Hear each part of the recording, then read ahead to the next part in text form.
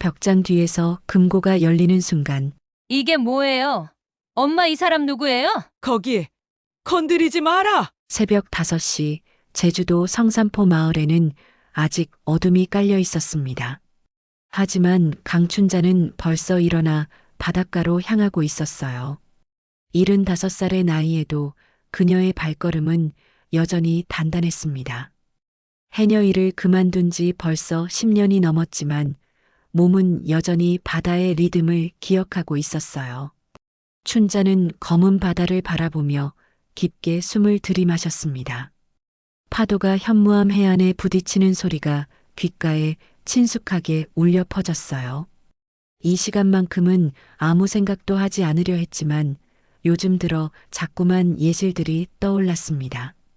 특히 그 창고 생각이 나면 가슴이 답답해졌어요. 후, 짠내가 폐 깊숙이 스며들면서 마음이 조금씩 진정되었습니다. 춘자는 바위에 앉아 수평선 너머로 떠오르는 해를 바라봤어요. 붉은 빛이 바다를 물들이는 모습을 보며 문득 젊은 시절이 생각났습니다. 그때도 이런 새벽마다 바다로 나갔었죠. 물질하러 들어가기 전 마음을 다잡던 그 시간들이 선명하게 떠올랐어요. 집으로 돌아가는 길, 춘자는 자신의 낡은 집을 바라봤습니다. 시멘트 벽돌로 지은 단층 집은 세월의 때가 켜켜이 쌓여 있었어요. 그 옆에 자리한 작은 창고가 눈에 들어왔습니다. 녹슨 철문에는 자물쇠가 걸려 있었고 벌써 몇 년째 열어본 적이 없었어요. 문득 가슴이 두근거렸습니다. 엄마, 또 나갔다 왔어요? 집안에서 딸 지연의 목소리가 들렸습니다. 48살의 지연은 서울에서의 이혼 후 친정으로 내려와 살고 있었어요. 처음엔 잠깐만 있다가 올라갈 계획이었지만 벌써 1년이 넘어가고 있었습니다. 응. 춘자는 짧게 대답하며 부엌으로 들어갔어요. 말수가 적은 성격이었지만 딸과는 더욱 대화가 어려웠습니다. 서로를 사랑하지만 표현하는 방법을 모르는 모자 사이였어요. 지연은 어머니의 뒷모습을 바라보며 한숨을 쉬었습니다. 서울에서의 실패한 결혼 생활을 접고 내려온 지 벌써 1년이 넘었지만 어머니와는 여전히 어색했어요. 함께 살면서도 어머니를 이해하기 어려웠습니다. 평생 바다에서만 살아온 사람의 마음은 육지에서 자란 자신에게는 너무 깊고 복잡했어요. 엄마, 제가 서울에서 일자리 하나 알아봤는데요. 지연이 조심스럽게 말을 꺼냈습니다. 춘자는 멸치를 손질하던 손을 멈추고 딸을 바라봤어요. 또 올라가게? 생활비도 부족하고 이렇게 계속 있을 수는 없잖아요. 지연의 목소리에는 미안함과 동시에 답답함이 섞여 있었습니다. 춘자는 아무 말 없이 다시 멸치를 손질하기 시작했어요. 하지만 마음속으로는 딸이 떠나는 것이 싫었습니다. 평생 혼자 살아왔지만 딸이 곁에 있는 지금이 더 편안했어요. 오후가 되자 마을 이장인 이만석이 춘자의 집 앞을 지나갔습니다. 50살의 만석은 요즘 들어 이상하게 춘자네 창고 주변을 자주 서성였어요. 오늘도 창고 쪽을 힐끗 보더니 천천히 걸어갔습니다. 춘자는 부엌 창문 너머로 그 모습을 지켜보며 불안한 마음이 들었어요. 만석과 춘자 사이에는 남들이 모르는 과거가 있었습니다.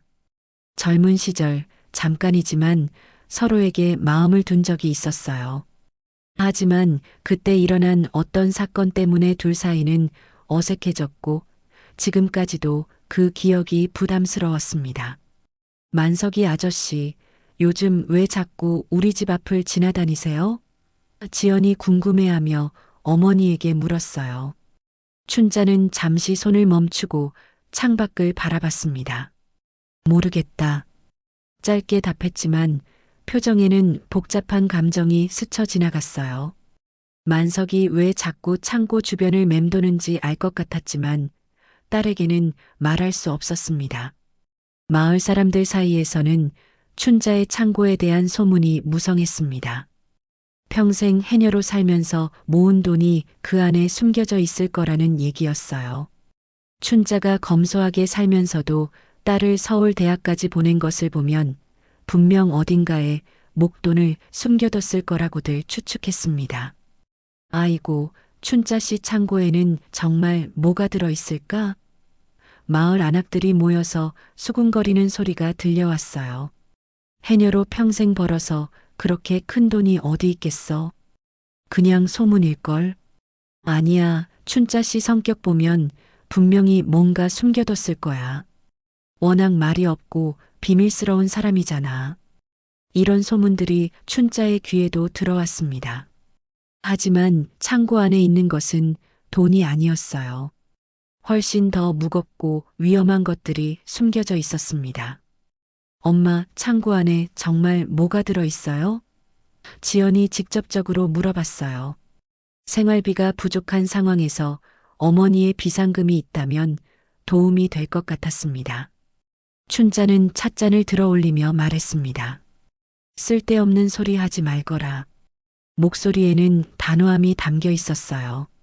하지만 지연은 어머니의 눈빛에서 뭔가 숨기고 있다는 느낌을 받았습니다. 저녁 무렵 춘자는 혼자 창고 앞에 서 있었어요. 녹슨 자물쇠를 바라보며 깊은 한숨을 쉬었습니다. 30년 전 그날의 기억이 선명하게 떠올랐어요. 조영수의 마지막 모습, 그때의 공포와 절망감이 다시 밀려왔습니다. 마음속으로 중얼거렸어요. 내 인생 바다에서 건진 것뿐인데 저 창고는 내 치욕도 희망도 다 묻은 곳이구나. 바닷바람이 불어와 춘자의 회색 머리카락을 흩날렸습니다. 창고 문 너머에서 뭔가 삐걱거리는 소리가 들려오는 것 같았어요. 하지만 그건 바람 때문이었을 겁니다. 그녀는 창고 문을 한 번 더 바라본 뒤 천천히 집으로 돌아갔어요. 그날 밤 지연은 잠자리에 들면서 어머니에 대해 생각했어요. 평생 바다와 함께 살아온 강인한 여성이지만 요즘 들어 뭔가 불안해 보였습니다. 창고에 대한 질문을 받을 때마다 보이는 어머니의 표정이 자꾸 마음에 걸렸어요. 분명히 그 안에는 돈보다 더 중요한 무언가가 숨겨져 있을 것 같았습니다. 며칠이 지나도 춘자는 창고 생각을 떨쳐낼 수 없었습니다. 새벽마다 바닷가를 걸으면서도 자꾸만 그 녹슨 문이 떠올랐어요. 마을 사람들의 수군거림도 점점 심해졌고 만석이 창고 주변을 맴도는 횟수도 늘어났습니다. 뭔가 결정을 내려야 할 때가 온 것 같았어요.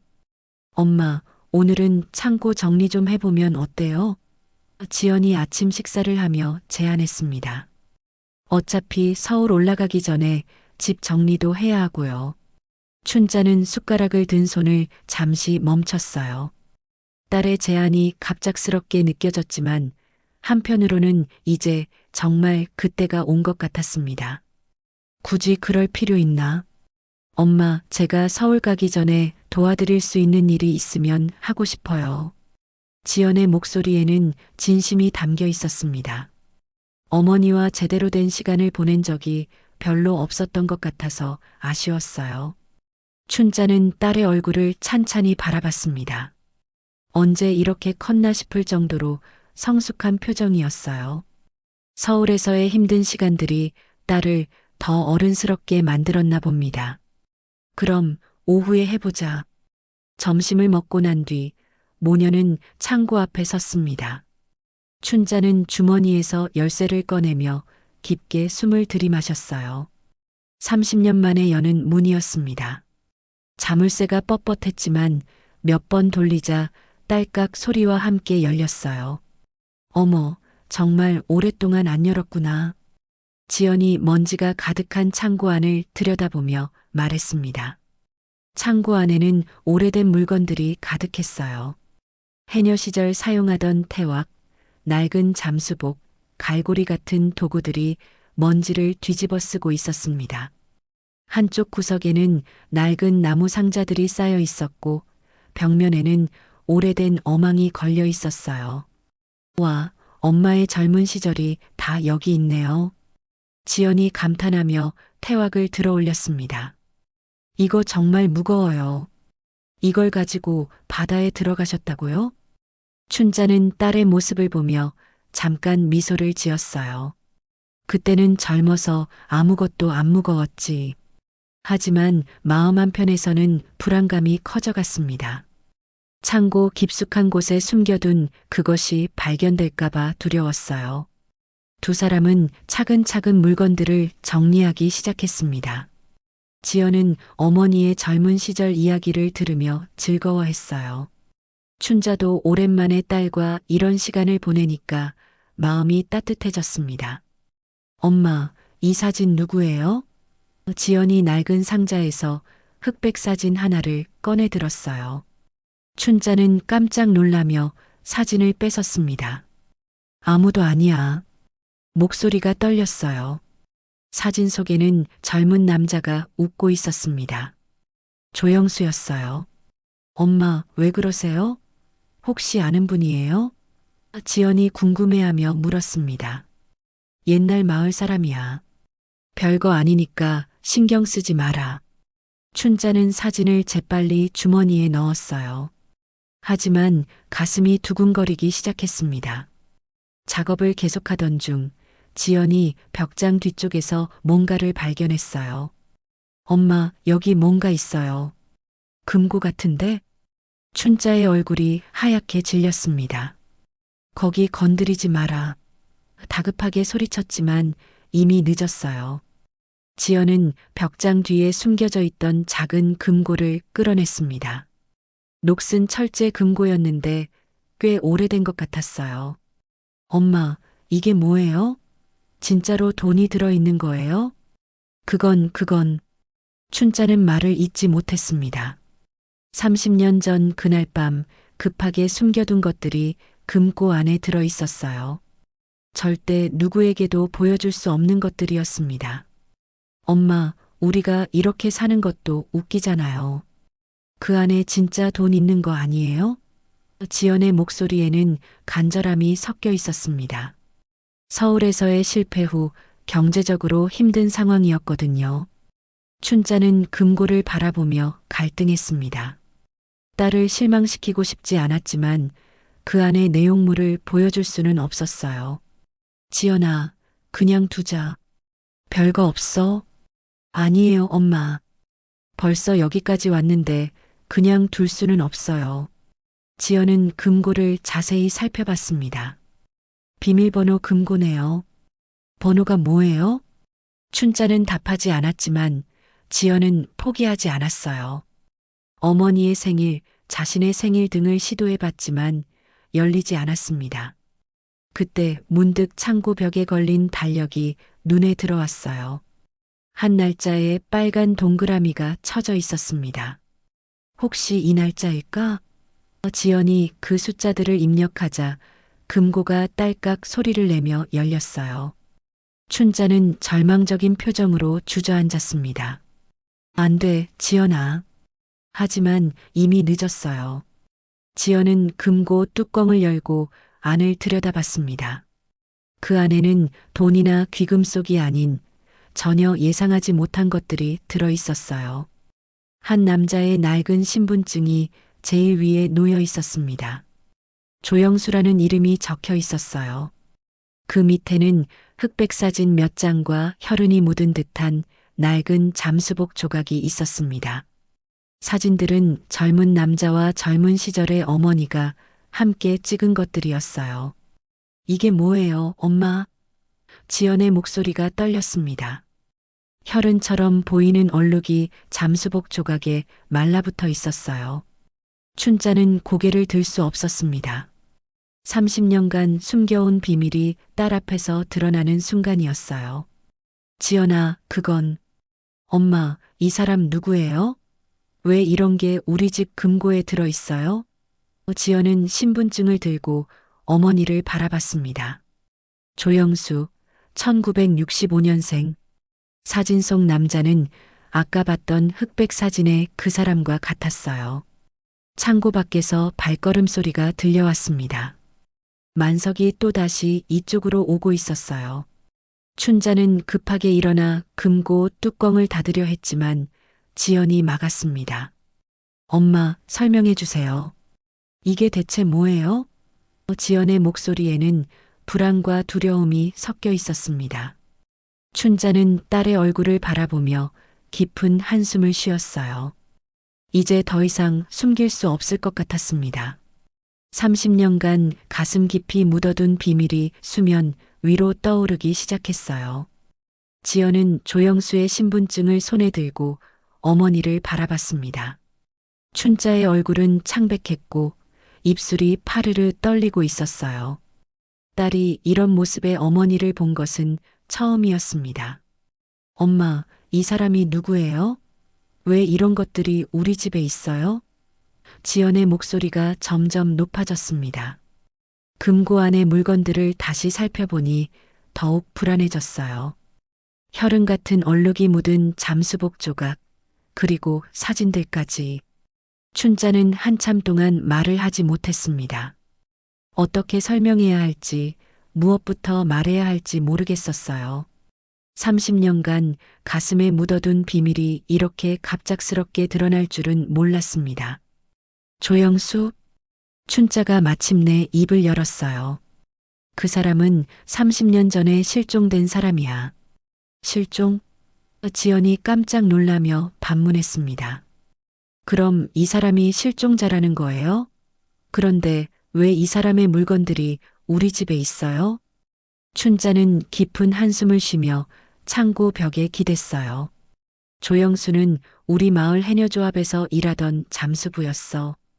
젊고 성실한 청년이었지.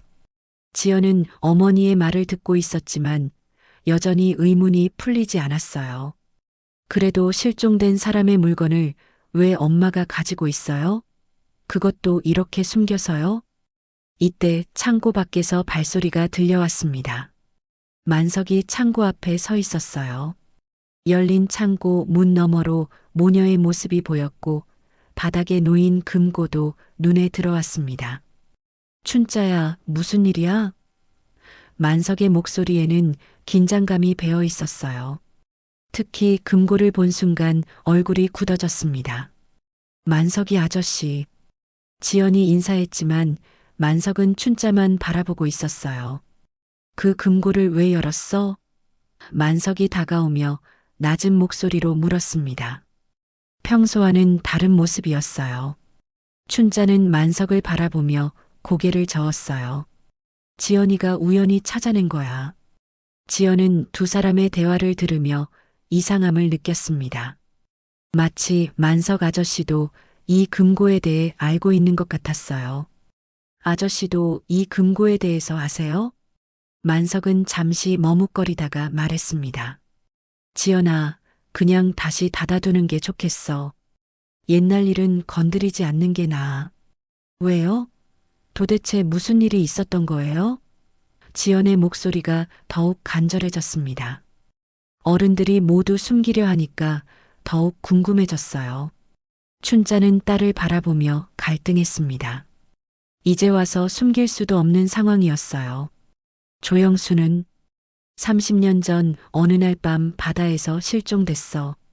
그 이후로 시신도 찾지 못했지. 그런데 왜 이 사람의 물건들이 여기에 있어요? 지연이 다시 물었습니다. 만석이 급하게 끼어들었어요. 그 일은 이미 끝난 일이야.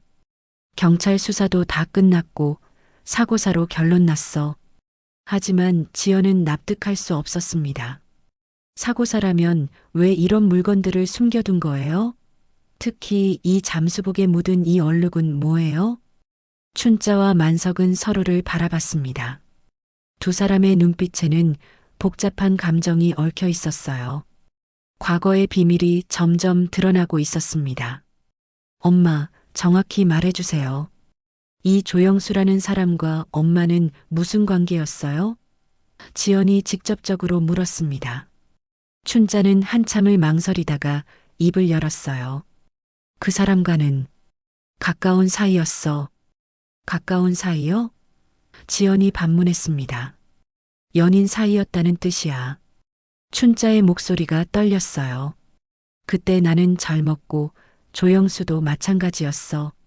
우리는 서로 사랑했지. 지연은 충격을 받았습니다.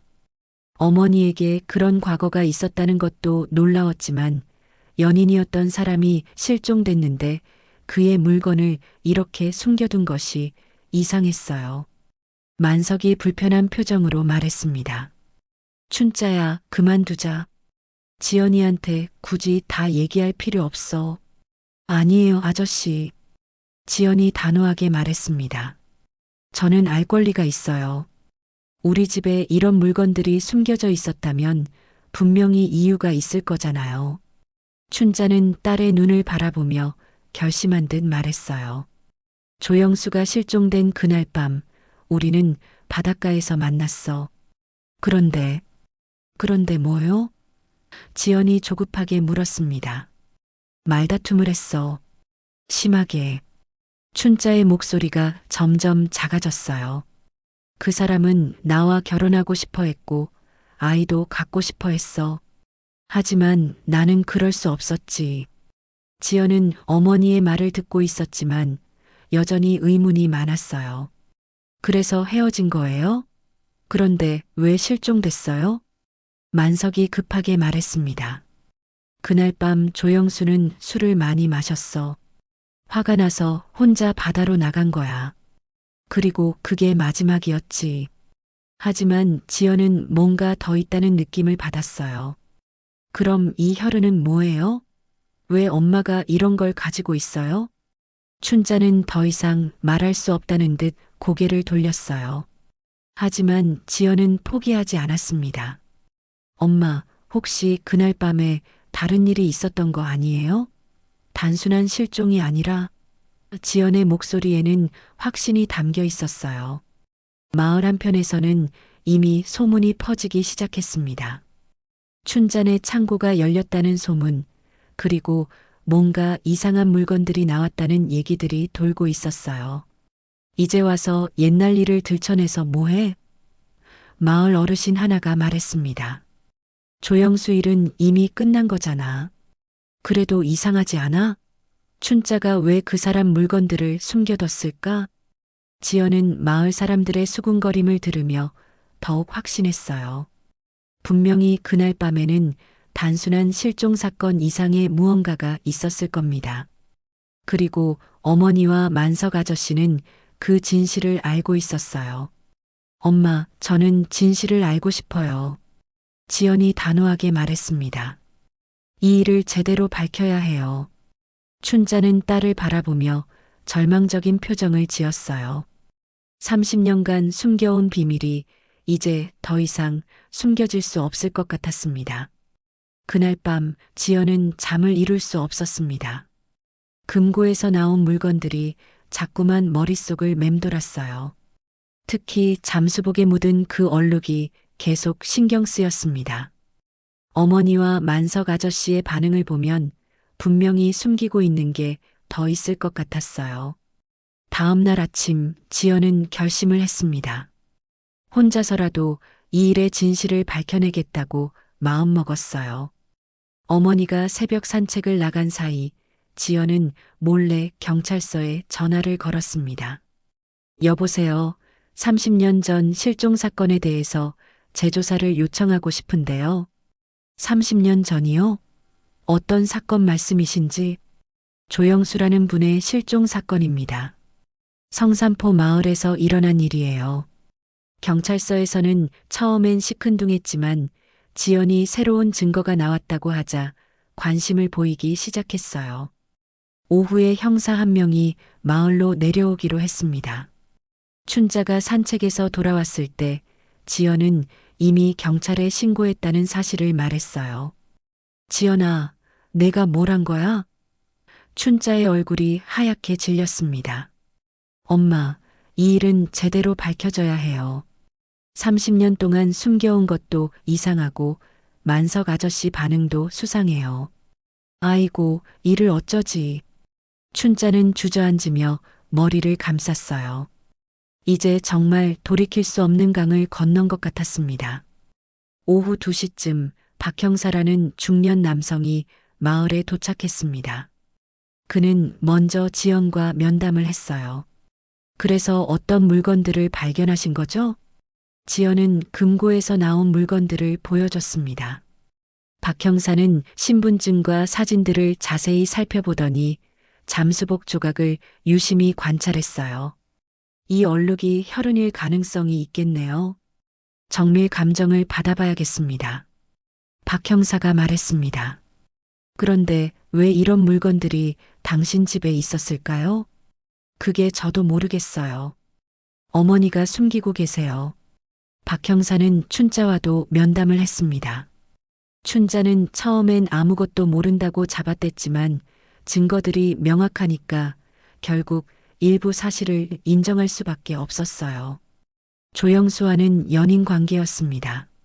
하지만 그 사람이 실종된 일과는 상관없어요. 그럼 왜 이런 물건들을 보관하고 계셨나요? 춘자는 대답하지 못했습니다.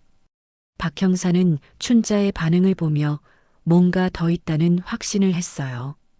이튿날부터 본격적인 수사가 시작됐습니다.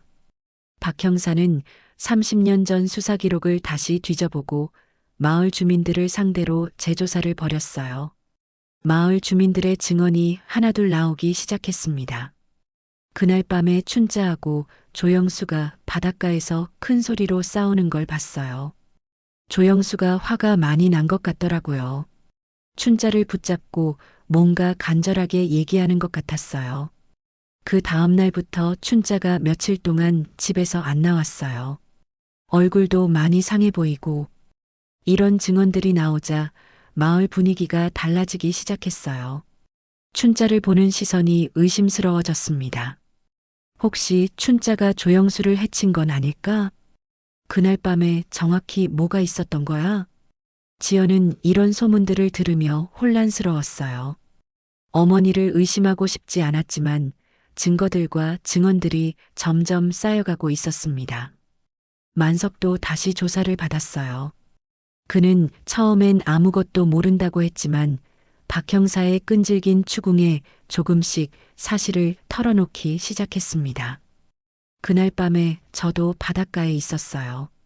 우연히 그 두 사람이 싸우는 걸 봤습니다.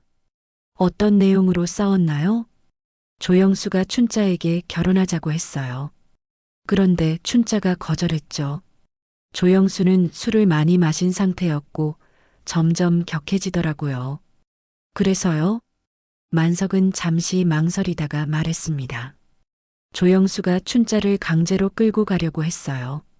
춘자가 저항하면서 둘이 몸싸움을 벌였죠. 이 증언이 나오자 상황이 급변했습니다. 단순한 실종 사건이 아닐 가능성이 커진 거예요. 그날 저녁 춘자는 자신의 방에서 무언가를 태우고 있었습니다. 지연이 냄새를 맡고 들어가 보니 어머니가 편지들을 불에 태우고 있었어요. 엄마, 뭘 태우고 있어요? 지연이 급하게 달려가 불을 껐습니다. 아무것도 아니야. 옛날 편지들이야. 춘자가 당황하며 말했어요. 하지만 지연은 재빨리 타다 만 편지 몇 장을 구해냈습니다.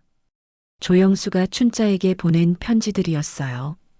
편지 내용을 읽어보니 더욱 충격적이었습니다. 춘자야, 나는 정말 너와 결혼하고 싶어. 우리 사이에 아이가 생겼다면 더더욱 책임져야 하지 않을까? 왜 계속 피하기만 해? 나를 사랑한다고 했잖아. 만약 내가 끝까지 거부한다면 나도 어떻게 될지 모르겠어. 지연은 편지를 읽고 경악했습니다. 엄마, 이게 뭐예요? 아이가 있었다는 거예요? 춘자는 더 이상 숨길 수 없다는 듯 고백했어요. 그때 나는 조영수의 아이를 임신했어. 하지만 키울 수 없었지. 왜요? 그 사람은 좋은 사람이었지만 나는 그때 다른 선택을 해야 했어. 혼자서 아이를 키우며 살 자신이 없었고, 지연은 어머니의 과거를 조금씩 이해하게 됐지만 여전히 의문이 많았어요. 그래서 그날 밤에 뭐가 일어난 거예요? 춘자는 한참을 망설이다가 말했습니다. 조영수가 너무 격해졌어. 아이 때문에 꼭 결혼해야 한다면서 나를 억지로 끌고 가려고 했지. 그래서요? 나는 저항했고 그 과정에서 춘자의 목소리가 떨렸어요. 사고가 났어. 지연은 어머니의 말을 듣고 전율했습니다. 이제 진실의 일부가 드러나기 시작했어요. 하지만 아직도 밝혀지지 않은 부분이 많았습니다. 엄마, 정확히 어떤 사고였어요? 지연이 간절하게 물었습니다. 하지만 춘자는 더 이상 말하지 않았어요. 대신 창밖을 바라보며 깊은 한숨만 쉬었습니다. 30년간 가슴에 묻어둔 비밀의 무게가 점점 무거워지고 있었어요. 다음 날 아침 지연은 타다만 편지들을 들고 경찰서로 향했습니다. 어머니가 아직 잠들어 있는 사이에 몰래 집을 나선 거예요. 가슴이 무겁긴 했지만 진실을 밝혀야 한다는 생각이 더 컸습니다. 이 편지들도 증거로 제출하고 싶습니다. 지연이 박 형사에게 편지들을 건네며 말했어요. 박 형사는 편지 내용을 읽어보더니 표정이 심각해졌습니다. 임신 사실까지 나오네요. 이거면 사건의 성격이 완전히 달라질 수 있겠는데요. 제가 어머니를 신고하는 게 맞는 건지 모르겠어요. 하지만 진실은 밝혀져야 하잖아요. 지연의 목소리에는 괴로움이 담겨 있었습니다. 박 형사는 지연의 어깨를 가볍게 토닥이며 말했습니다. 옳은 일을 하고 계신 겁니다. 진실이 밝혀져야 모든 게 해결돼요. 그 시각 춘자는 빈 방에서 딸이 사라진 것을 발견했습니다. 편지들도 없어진 걸 보고 무슨 일인지 짐작이 갔어요. 다리에 힘이 빠져 그 자리에 주저앉았습니다. 지연아. 춘자는 허공에 대고 중얼거렸어요. 딸이 자신을 경찰에 신고했다는 사실이 믿어지지 않았습니다. 오후에 지연이 돌아왔을 때 춘자는 마루에 앉아 멍하니 바다를 바라보고 있었어요. 엄마. 지연이 조심스럽게 불렀습니다. 춘자는 딸을 돌아보지도 않고 말했어요. 내가 편지들을 경찰에 줬구나. 엄마, 죄송해요. 하지만 이렇게 해야만 했어요. 내 딸이 나를 경찰에 넘기는 날이 올 줄이야. 춘자의 목소리에는 깊은 실망감이 배어 있었습니다. 지연은 어머니 앞에 무릎을 꿇고 앉았어요. 엄마, 저는 엄마를 해치려는 게 아니에요. 그냥 진실이 알고 싶을 뿐이에요. 진실? 춘자가 처음으로 딸을 바라봤습니다. 내가 진실을 알면 어떻게 될지 생각해봤니? 그래도 알아야죠. 엄마가 만약 그 사람을 해친 거라면. 지연의 목소리가 떨렸어요. 나 이제 엄마 못 봐. 춘자는 딸의 말을 듣고 가슴이 무너지는 것 같았습니다. 평생 딸만 바라보고 살아왔는데 그 딸에게 이런 말을 듣다니요. 그래, 내가 원하는 대로 해라. 춘자가 체념한 듯 말했어요. 어차피 이제 숨길 수도 없으니까. 그날 밤 지연은 자신의 방에서 울고 있었습니다. 어머니를 신고한 것이 옳은 일이었는지 후회가 밀려왔어요. 하지만 이미 돌이킬 수 없었습니다. 한밤중에 누군가 문을 두드리는 소리가 들렸어요. 지연이 나가보니 만석이 서 있었습니다. 지연아, 춘자는 어디 있니? 엄마는 방에 계세요. 무슨 일이세요? 만석은 춘자의 방으로 직접 들어갔습니다. 춘자는 금고 앞에 앉아 멍하니 그것을 바라보고 있었어요. 춘자야, 이제 어떻게 할 거야? 만석의 목소리에는 불안감이 가득했습니다. 모르겠어. 지연이가 편지까지 경찰에 줬다고 하네. 만석은 한숨을 쉬며 춘자 옆에 앉았어요. 그 일은 우리가 같이 묻었잖아. 왜 혼자서 다 떠안으려고 해? 지연은 문틈으로 두 사람의 대화를 엿들었습니다. 만석 아저씨도 그 사건에 연루되어 있다는 뜻이었어요. 만석아, 이제 그만하자. 30년 동안 이 짐을 혼자 지고 살기 힘들었어. 하지만 지금 말하면 우리 둘 다 끝이야. 공소시효가 지났다고 해도 마을에서 살 수 없어. 지연은 두 사람의 대화를 들으며 더욱 혼란스러워졌어요. 만석 아저씨도 그날 밤 사건에 직접 관련되어 있었던 것 같았습니다. 아저씨도 그날 밤에 있었던 거예요? 지연이 문을 열고 들어가며 물었어요. 두 사람은 깜짝 놀라며 지연을 바라봤습니다.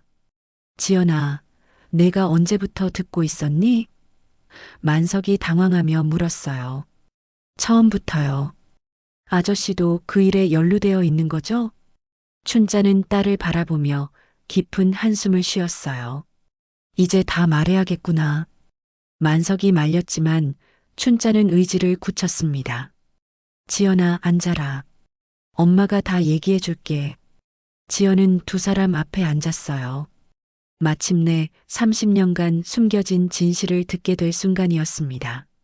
그날 밤 조영수는 정말 술을 많이 마시고 왔어.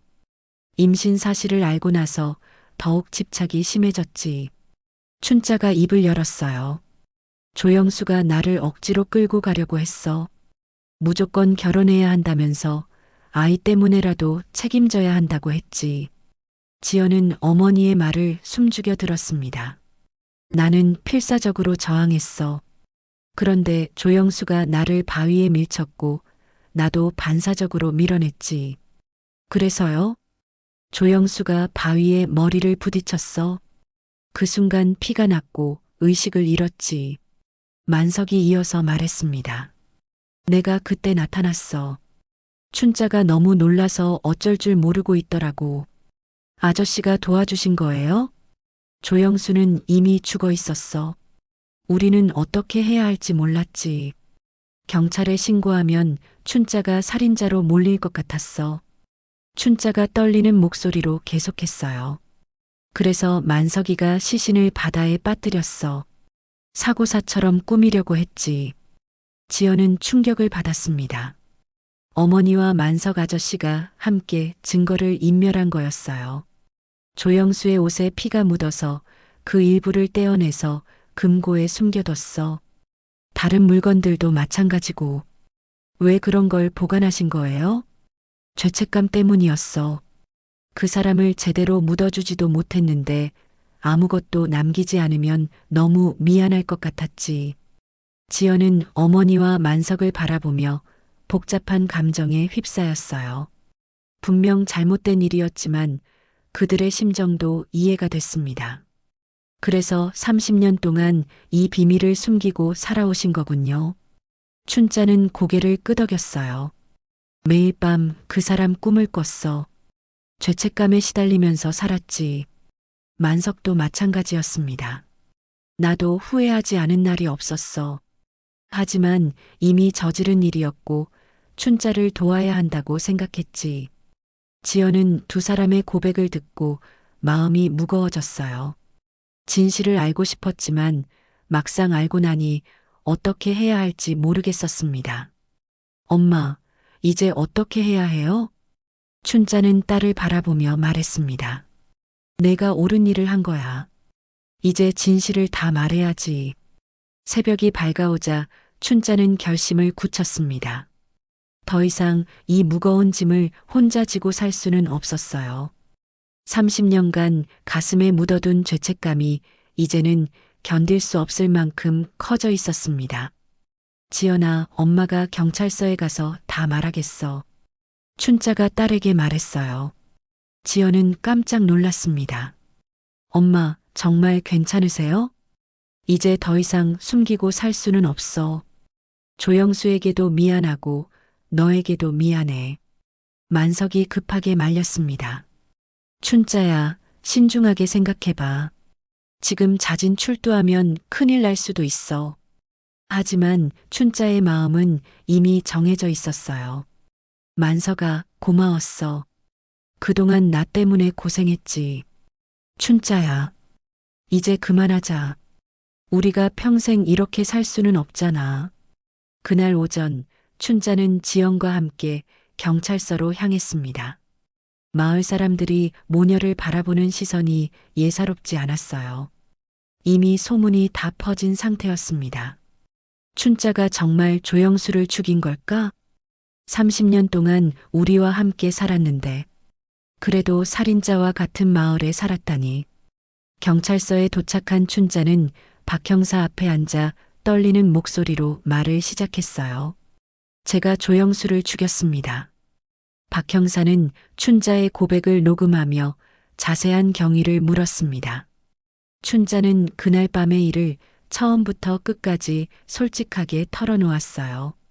조영수가 저를 억지로 끌고 가려고 했을 때 저는 필사적으로 저항했습니다. 그 과정에서 조영수가 바위에 머리를 부딪혔어요. 의도적으로 밀어뜨린 건가요? 아니요. 정말 사고였어요. 저도 놀라서 어쩔 줄 몰랐습니다. 박 형사는 춘자의 진술을 들으며 사건을 재구성해 갔어요. 하지만 중요한 것은 조영수의 시신이 발견되지 않았다는 점이었습니다. 시신은 어떻게 처리했습니까? 춘자는 잠시 망설이다가 만석의 이름을 말했어요. 이만석이 도와줬습니다. 바다에 빠뜨렸어요. 이 진술로 만석도 수사 대상이 되었습니다. 오후에 만석이 경찰서로 소환되어 조사를 받았어요. 정말 시신을 바다에 버린 겁니까? 만석은 한참을 고민하다가 고개를 끄덕였습니다. 춘자가 너무 놀라고 있어서 도와줄 수밖에 없었어요. 그때는 젊었고 어떻게 해야 할지 몰랐습니다. 수사는 며칠간 계속됐습니다. 법의학 전문가들이 잠수복 조각의 혈흔을 분석했고 30년 전 수사 기록을 다시 검토했어요. 그 결과 놀라운 사실이 밝혀졌습니다. 혈흔 분석 결과 조영수의 혈액형과 일치했고 당시 수사에서 놓친 증거들이 하나둘 확인됐어요. 하지만 더 중요한 발견이 있었습니다. 법의학자의 의견에 따르면 조영수의 사망은 명백한 사고사였다는 거예요. 머리 부상의 각도와 위치를 보면 고의적인 타격이 아닌 낙상에 의한 것으로 보입니다. 그럼 살인이 아니라는 뜻인가요? 네, 과실치사에 해당할 것 같습니다. 하지만 공소시효가 이미 지났습니다. 이 소식이 전해지자 마을은 다시 한번 술렁였어요. 춘자가 살인자가 아니라는 사실에 안도하는 사람들도 있었지만 30년간 거짓말을 했다는 것에 실망하는 사람들도 있었습니다. 지연은 경찰서에서 나오는 어머니를 마중했어요. 춘자의 얼굴에는 오랜만에 평온함이 보였습니다. 엄마 어떠세요? 마음이 좀 편해졌어. 그동안 너무 무거웠거든. 하지만 집으로 돌아가는 길에 지연은 복잡한 심경이었어요. 어머니를 이해하면서도 30년간 이런 비밀을 숨기고 살았다는 사실이 쉽게 받아들여지지 않았습니다. 그날 저녁 춘자는 창고에서 조영수의 마지막 편지를 꺼냈어요. 지연이 경찰에 제출하지 않은 편지가 하나 더 있었습니다. 지연아, 이것도 읽어봐. 지연은 편지를 받아 읽기 시작했어요. 조영수가 쓴 마지막 편지였습니다. 춘자야, 나는 바다로 갈 거다. 너를 원망하지 않아. 내가 나를 사랑하지 않는다면 어쩔 수 없지. 그저 내가 행복하게 살아가길 바랄 뿐이야. 만약 우리 사이에 아이가 있다면 그 아이만큼은 잘 키워줘. 나는 너를 영원히 사랑할 거야. 지연은 편지를 읽고 눈물을 흘렸어요. 조영수는 정말 춘자를 사랑했고 원망하지도 않았던 것 같았습니다. 엄마, 이 편지를 보니까 조영수 아저씨가 어떤 사람이었는지 알 것 같아요. 춘자도 눈물을 흘리며 말했어요. 좋은 사람이었어. 내가 그 사람을 제대로 사랑해주지 못한 게 미안해. 모녀는 서로를 바라보며 오랫동안 울었습니다. 30년간 쌓인 오해와 아픔이 조금씩 풀어지는 것 같았어요. 며칠 후 검찰에서 최종 결정이 내려졌습니다. 춘자와 만석 모두 공소시효 완성으로 형사처벌은 받지 않기로 했어요. 하지만 증거인멸 등의 행위에 대해서는 사회봉사 명령을 받았습니다. 마을 사람들의 반응은 엇갈렸어요. 춘자를 이해하는 사람들도 있었지만 여전히 곱지 않은 시선을 보내는 사람들도 있었습니다. 그래도 사람을 죽이고 숨긴 건 잘못이지. 하지만 사고였잖아. 그때 얼마나 무서웠을까. 30년 동안 혼자 그 짐을 지고 살았다니 불쌍해. 지연은 이런 마을 분위기 속에서 어머니와의 관계를 다시 생각해 봤어요. 처음엔 어머니를 원망했지만 이제는 이해할 수 있을 것 같았습니다. 엄마, 저 때문에 힘드셨죠? 무슨 소리야? 내가 옳은 일을 한 거야. 하지만 저 때문에 이 일이 다 드러났잖아요. 춘자는 딸의 손을 잡으며 말했어요. 지연아, 엄마는 내가 자랑스러워. 진실을 밝히려고 용기를 낸 거잖아. 그날 밤 춘자는 오랜만에 편안하게 잠들었습니다. 30년간 무거웠던 짐을 내려놓고 나니 마음이 한결 가벼워졌어요. 비록 마을 사람들의 시선이 따갑긴 하지만 더 이상 거짓말을 하며 살지 않아도 됐습니다. 지연도 마찬가지였어요. 어머니의 과거를 모두 알게 된 지금 오히려 어머니가 더 가깝게 느껴졌습니다. 완벽하지 않은 인간으로서의 어머니를 받아들일 수 있게 됐어요. 수사가 마무리되고 일주일이 지났습니다. 춘자는 매일 새벽 바닷가에 나가 조영수를 위한 기도를 올렸어요. 30년 동안 제대로 된 장례도 치러주지 못한 죄책감이 여전히 마음을 무겁게 했습니다. 조영수야, 미안해. 이제라도 너를 제대로 보내드릴게. 춘자는 파도 소리를 들으며 중얼거렸어요. 지연은 어머니의 이런 모습을 보며 마음이 아팠습니다. 진실이 밝혀졌다고 해서 어머니의 고통이 사라지는 건 아니었어요. 오히려 그동안 억눌러왔던 감정들이 한꺼번에 터져 나오는 것 같았습니다. 엄마, 조영수 아저씨를 위해서 뭔가 해드리면 어떨까요? 지연이 제안했어요. 춘자는 딸을 바라보며 고개를 끄덕였습니다. 그래야겠다.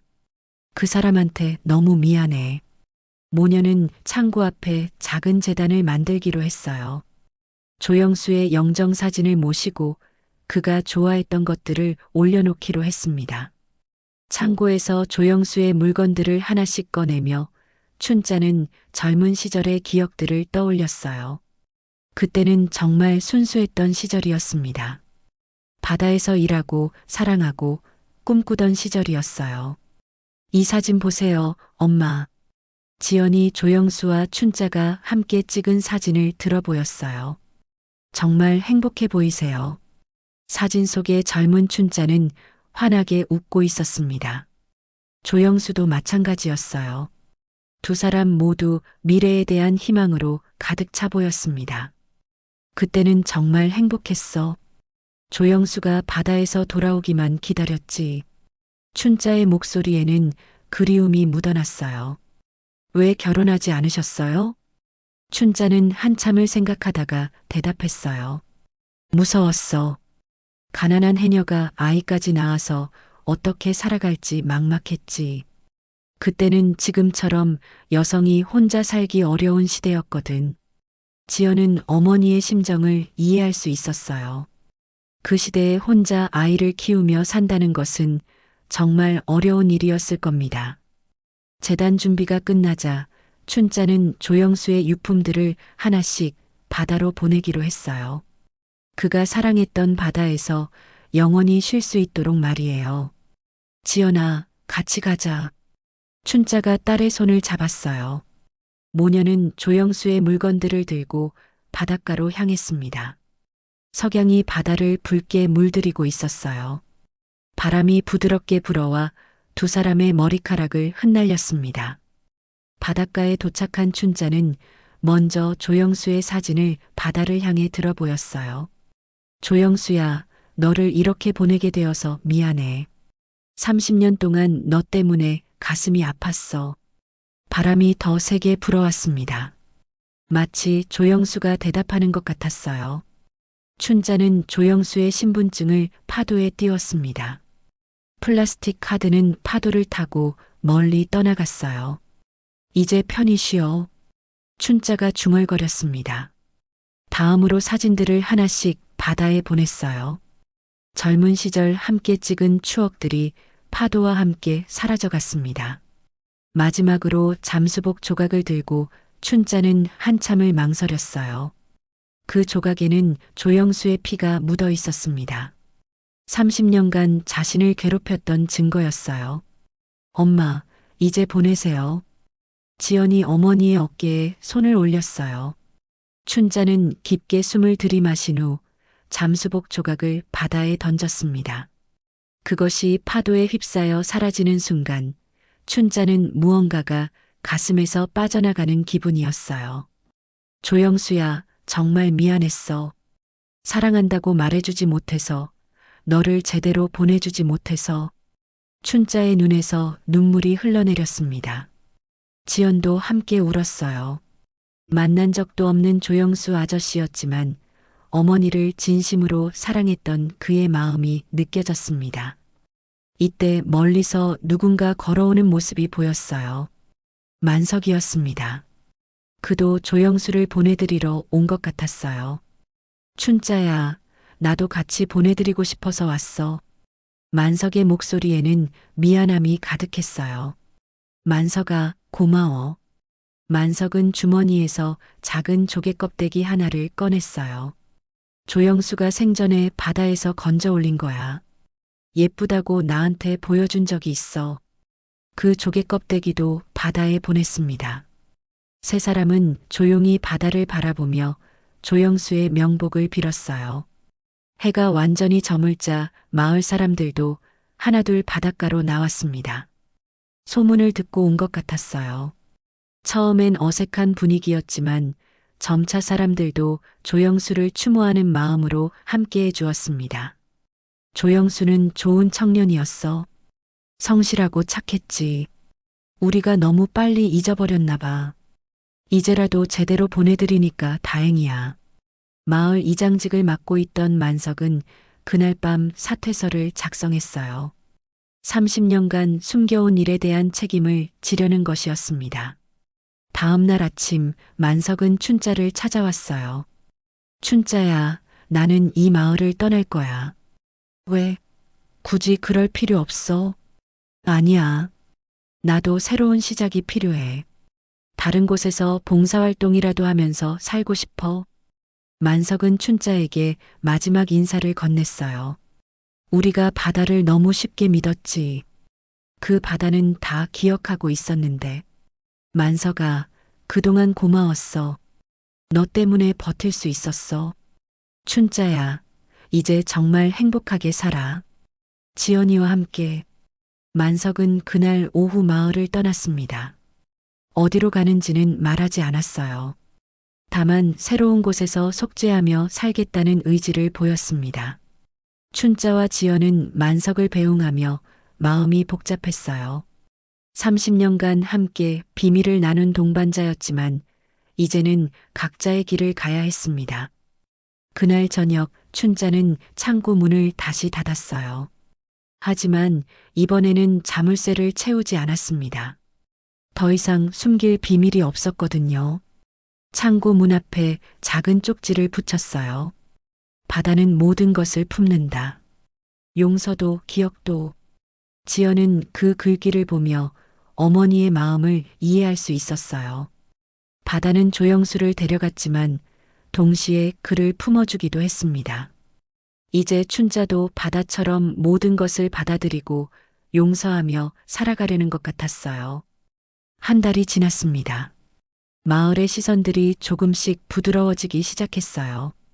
춘자는 여전히 새벽마다 바닷가를 걸었지만 이제는 무거운 짐을 진 사람의 모습이 아니었습니다. 조영수를 보내드린 후 마음이 한결 가벼워진 것 같았어요. 지연은 서울로 올라갈 계획을 잠시 미뤘습니다. 어머니와 보내는 시간이 소중하게 느껴졌거든요. 평생 바다와 함께 살아온 어머니의 이야기를 더 듣고 싶었어요. 엄마, 해녀 이야기 좀 더 들려주세요.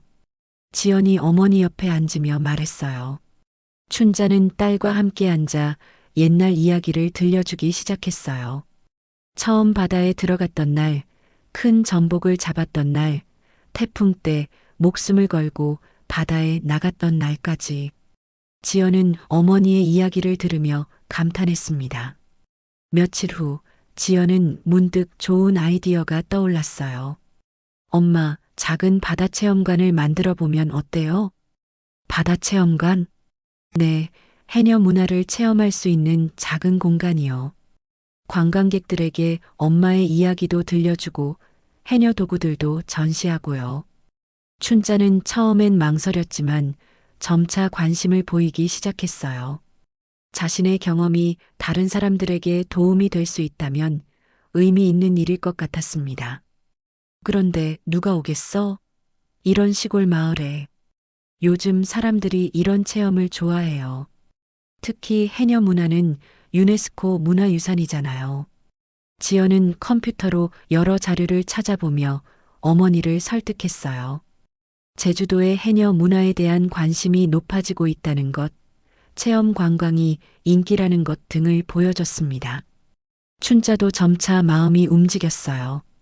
30년간 숨어 지내기만 했는데 이제는 당당하게 살아보고 싶었습니다. 그럼 창고를 고쳐서 써볼까? 정말요? 좋은 생각이에요. 모녀는 창고를 체험관으로 바꾸는 작업에 착수했어요. 먼저 창고 안을 깨끗하게 청소하고 벽을 새로 칠했습니다. 춘자의 해녀 도구들을 정리해서 전시할 수 있도록 진열대도 만들었어요. 마을 사람들도 하나둘 도와주기 시작했어요. 처음엔 춘자를 경계하던 사람들도 이제는 이해하고 응원해 주었습니다. 춘자 씨, 태왁 하나 더 있으니까 가져다 쓰세요. 옛날 사진들도 있는데 필요하면 복사해서 전시하세요. 한 주일 만에 작은 바다 체험관이 완성됐습니다. 창고는 완전히 다른 모습으로 변했어요. 한쪽 벽에는 해녀 도구들이 전시되어 있고 다른 쪽에는 춘자의 해녀 시절 사진들이 걸려 있었습니다. 가운데에는 방문객들이 앉아서 이야기를 들을 수 있는 공간도 마련했어요. 지연은 인터넷으로 홍보를 시작했습니다. 제주도 관광 카페에 글을 올리고 소셜미디어에도 소개했어요. 며칠 후 첫 번째 방문객이 왔습니다. 서울에서 온 가족이었어요. 부모와 초등학생 자녀 둘이 함께 왔습니다. 안녕하세요. 해녀 체험하러 왔는데요. 춘자는 처음엔 어색했지만 지연의 도움으로 차근차근 설명을 시작했어요. 이게 태왁이에요. 해녀들이 바다에 들어갈 때 가지고 다니는 부표죠. 우와, 정말 무거워요. 아이들이 신기해하며 태왁을 들어봤어요. 이건 비창이고요. 전복이나 소라를 딸 때 써요. 이렇게요. 춘자가 직접 시범을 보여줬습니다. 아이들은 해녀복도 입어보고 물안경도 써봤어요. 춘자는 자신의 경험담을 들려주며 점점 자신감을 찾아갔습니다. 할머니, 바다에 들어가면 무섭지 않아요? 처음엔 무서웠지. 하지만 바다와 친해지면 무섭지 않아요. 바다는 우리를 먹여 살려주는 고마운 곳이거든요. 방문객들은 춘자의 이야기에 깊은 감동을 받았어요. 특히 75살의 나이에도 새로운 일을 시작하는 춘자의 모습에 감탄했습니다. 정말 멋있으세요. 이런 경험담을 직접 들을 수 있다니 영광이에요. 첫 번째 체험이 성공적으로 끝나자 입소문이 나기 시작했어요. 일주일에 서너 팀씩 방문객들이 오기 시작했습니다. 춘자는 점점 이야기하는 것에 재미를 느꼈어요. 자신의 경험이 다른 사람들에게 도움이 되고 감동을 준다는 것이 기뻤습니다. 지연아, 엄마가 이렇게 사람들 앞에서 얘기할 수 있을 줄 몰랐어. 엄마는 원래 멋진 분이었어요. 다만 그동안 기회가 없었을 뿐이죠. 어느 날 제주도 관광공사에서 담당자가 찾아왔어요. 춘자의 바다체험관이 화제가 되고 있다는 소식을 듣고 온 것이었습니다. 정말 의미 있는 일을 하고 계시네요. 저희가 공식적으로 지원해 드릴 수 있을 것 같아요. 지원이요? 네, 해녀 문화 보존 사업의 일환으로요. 홍보도 도와드리고 시설 개선 비용도 지원해 드릴 수 있어요. 춘자와 지연은 깜짝 놀랐어요. 작은 시작이 이렇게 큰 관심을 받을 줄 몰랐습니다. 몇 달 후 춘자의 바다 체험관은 제주도의 작은 명소가 되었어요. 매주 많은 사람들이 찾아와 춘자의 이야기를 들었습니다. 춘자는 더 이상 과거에 얽매이지 않고 당당하게 자신의 삶을 이야기할 수 있게 됐어요. 지연도 서울로 돌아가는 대신 마을에 정착하기로 했습니다. 어머니와 함께 체험관을 운영하면서 새로운 삶을 시작하기로 한 것이었어요. 엄마, 후회 안 하세요? 뭘? 과거의 일들 말이에요. 춘자는 바다를 바라보며 말했어요. 후회는 없어. 그 일들이 있었기에 지금의 우리가 있는 거잖아. 창고 문 앞에는 여전히 그 글귀가 붙어 있었어요. 바다는 모든 것을 품는다. 용서도 기억도. 저녁 무렵 체험관 마지막 방문객들이 돌아간 후 모녀는 함께 바닷가에 앉았습니다. 석양이 바다를 황금빛으로 물들이고 있었어요. 엄마, 조영수 아저씨도 우리를 보고 계실까요? 그럴 거야. 분명히 기뻐하고 있을 거야. 춘자는 딸의 손을 잡으며 미소를 지었어요. 30년간의 긴 터널을 지나 마침내 빛을 찾은 기분이었습니다. 이제 정말 새로운 삶이 시작되는 것 같았어요. 바다는 변함없이 그 자리에 있었고 춘자와 지연의 앞날을 조용히 지켜보고 있었습니다. 그리고 바다는 오늘도 조용히 숨을 쉬고 있었어요.